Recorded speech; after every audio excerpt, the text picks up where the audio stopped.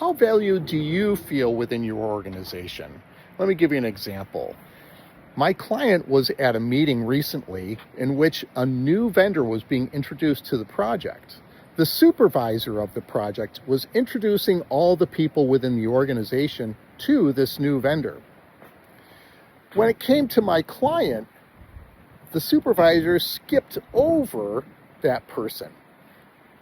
A few minutes after a person came into the meeting late, the supervisor stopped the meeting, introduced that person, and once again skipped over my client.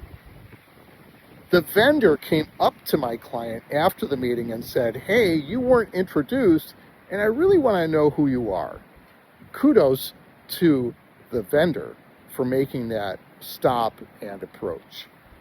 The supervisor, however, never recovered from that. It was never brought up, nothing. What I decided to do with my client was to talk about the pros and cons of the workplace. So you can do this as well. It's really simple. You don't need a form. Just take a sheet of paper. On one side of it, write the pros, and on the other side of it, write the cons, and just draw a line straight down the middle. And so your pros could include things like healthcare benefits. It could include things like the working environment with your colleagues. Not the best pencils in the world that you want, nothing like that, but instead these more important issues.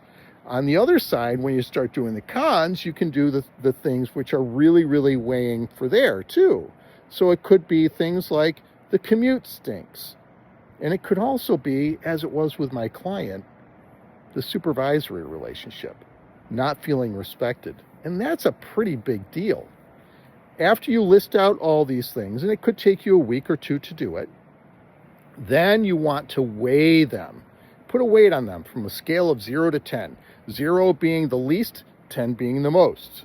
Least important, most important. And so, for example, your healthcare benefit thing could be an 8. Your relationships with your colleagues, it could be an 8 or a 9. And on the other side, when you get to your cons, you could be looking at your commute as a 7. It's really negative.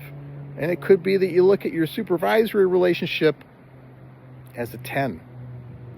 At the end of all of this, you want to tally all of these items, and you'll have a number at the bottom of each. And you can just look at them, and you can see where you stand numerically with your experience at your job.